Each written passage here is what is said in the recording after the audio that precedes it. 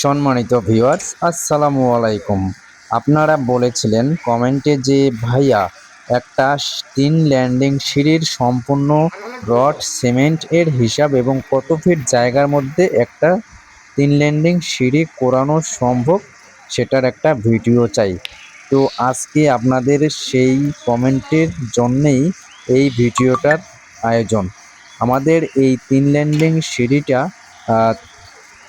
এই দিকে মানে প্রথম যে সিঁড়িটা উঠছে এই সিঁড়িটাতে 8টা ধাপের 70 ইঞ্চি জায়গা এবং চৌকি হচ্ছে 48 ইঞ্চি, মোট 118 ইঞ্চি জায়গা, মানে 10 ফিটের 2 ইঞ্চি কম।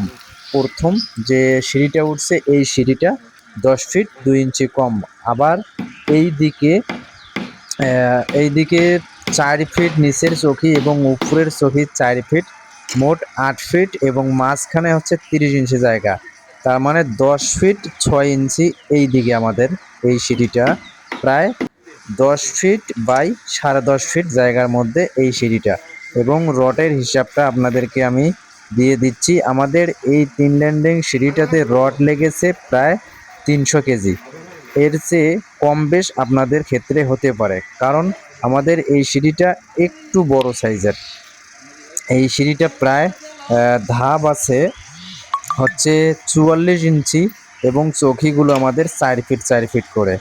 আর এই সিঁড়িটা ঢালাই করতে সম্পূর্ণ আমাদের বর্তমানে যে পর্যন্ত 2 নাম্বার চৌকি পর্যন্ত ঢালাই করতে 14 থেকে 15 বস্তা সিমেন্ট লেগেছে।